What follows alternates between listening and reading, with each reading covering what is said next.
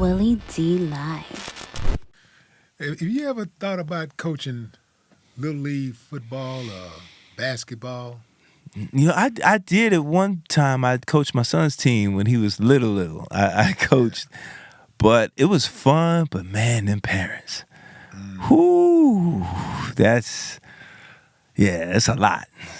Tugging on you. Everybody's think their son is Kobe or Jordan, and it was a lot. I have fun because doing it and being there with my son. But yeah, I do at some point want to do more in the arts and with acting and comedy and workshops, stuff like that. That's what I would love to do.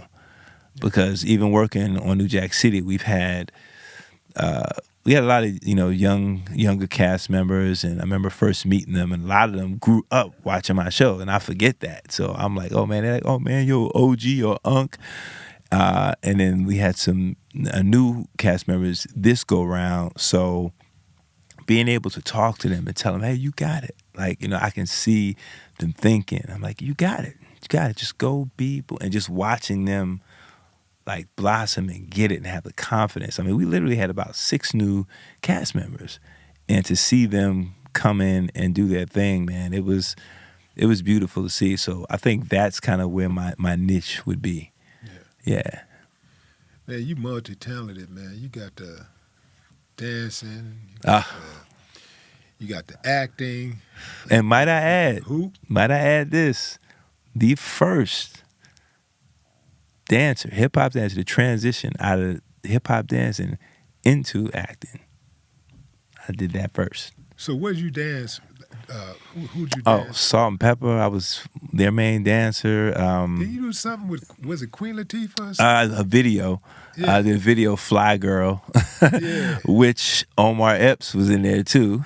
He probably, Omar gonna be mad I said that. Omar Epps, Crystal Waters, that video, Chill Rob G, I Got the Power.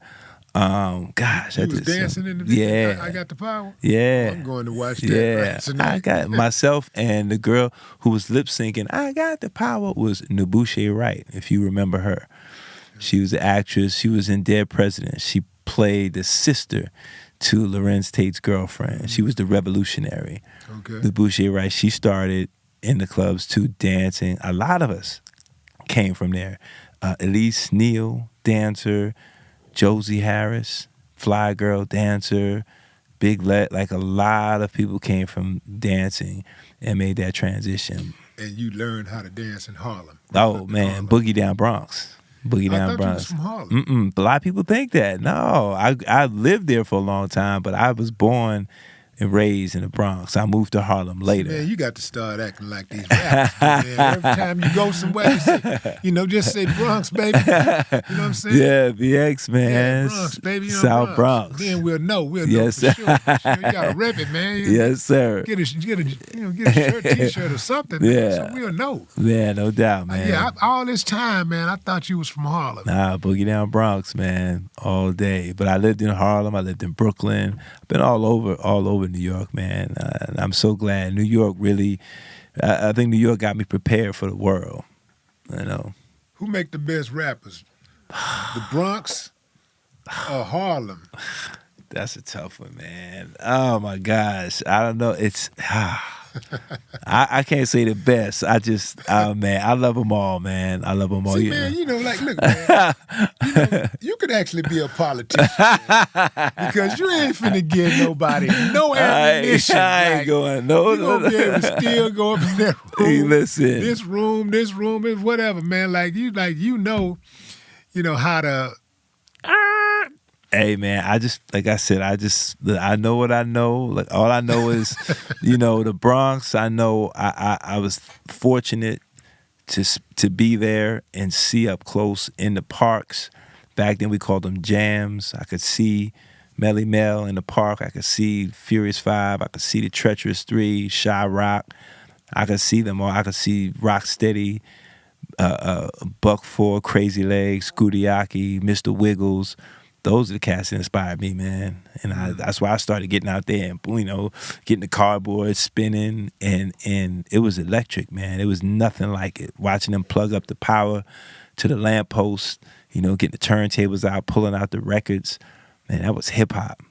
And then going from there, going to Harlem and seeing that flavor of Harlem, the rap, the style, going to Harlem Week, everybody performing on 125th, Dougie Fresh, all those cats, man, that I know.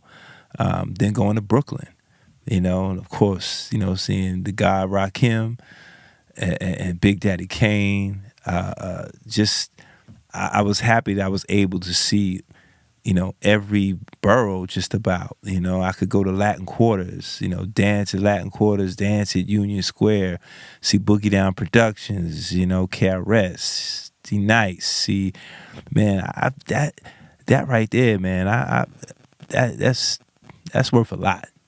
That's worth a lot, man. I got to see all of that. I think I need to write me a book now. Real tough. For real. You've seen it all, done it all. Yeah.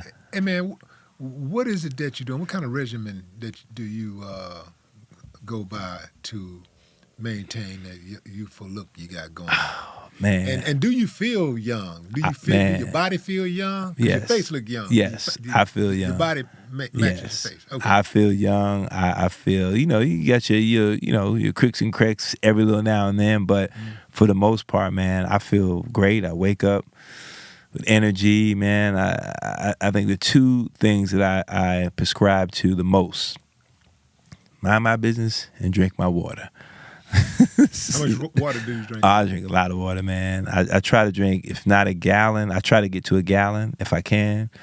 We have a alkaline machine at our home. We drink alkaline water, all day. I try, of course, when I come to Houston, I got to have me some soul food. So I got to have me a little. I got to have something. Yeah. But most of the time, I try to eat pretty clean and work out. I work out 3 to 4 times a week.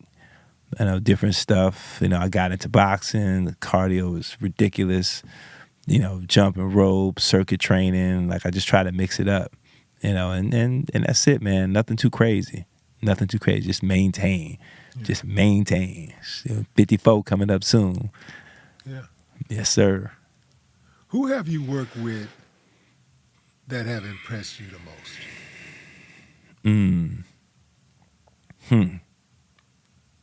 In the industry. First thing on my mind is probably Sam Jackson. Yeah? Yeah. How so? When we did Snakes on a Plane, it was just, even though the movie wasn't like an award-winning movie, just his ease. His ease. This is going to be 2 people.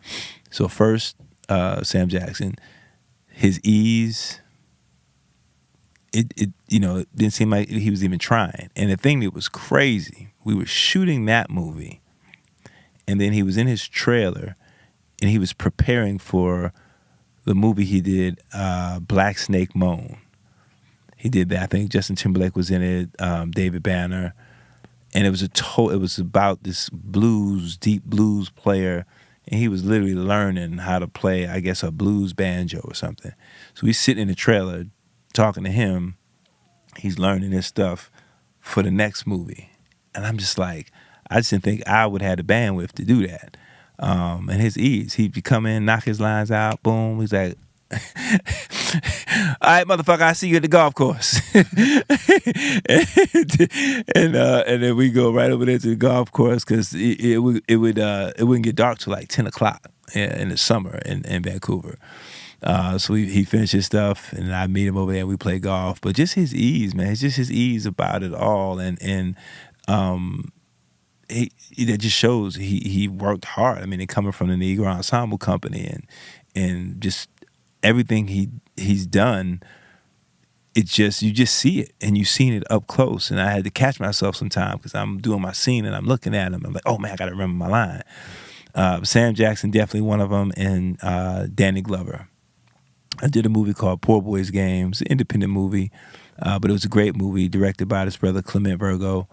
And Danny Glover, man, same thing. And I was nervous doing my scene with him, so I'm rushing my lines.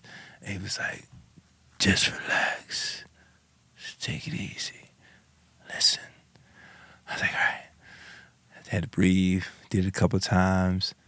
And then I got into it. He would pull me aside. Just little stuff. Just dope. Now, when was this? This was Snakes on a Plane. I forgot, it was 2000 something. I can't remember. I'm talking about the Danny Glover. Oh, Danny Glover. That was somewhere around, I don't know if it was 2000. I got to look it up. It might have been like 2000. I don't know if it was 2007 or something like that. It was a while ago. I have to look it up. I can't remember. So by this time, you in like 16 years in the game. Yeah. 16. Yeah. But I mean, I get it as Danny Glover, but goddamn, you still flex, you know what I'm saying? I know, Like, but listen, I'm still that dude. You got a lot of experience, you know, you got credits and all this stuff. Like, you know, people know who you are. Yeah. You got your movies and your sitcom, Yeah. stand up. And, Yeah. But I still have this reverence, man. It's just me. I still do. For people like that, I still have this reverence, man. Like, I just, even if I meet people today that I grew up and I watched and I'm like, I appreciate their work or whatever, I go and I tell them. Like, I let them know. We in a culture now, we don't do that. We rather talk about or make a meme or whatever as opposed to letting them know how you affected me. Like, when I got to work with Janae Dubois, who played Willona, you know, in Good Times. I had her on my show. I had people on my show on purpose that I was like, get them on the show. I had Max Julian, who played Goldie, on my show. And I'm like, yo, I was in a position to do that. Why wouldn't I? These are people who I watch, whether you may think good, bad, or indifferent. These are people that, you know, cracked that door down. When Janae Dubois, God rest her soul, was telling me the stories of what they went through. And I'm like, man, just to make, you know, certain amount of money, I'm just like, yo. And then I've seen people on set screaming about, you know, they don't have the right food in their trailer or whatever. I'm like, yo, how can you do that? We are in a blessed position. We're doing what we love. We're getting paid to do what we love.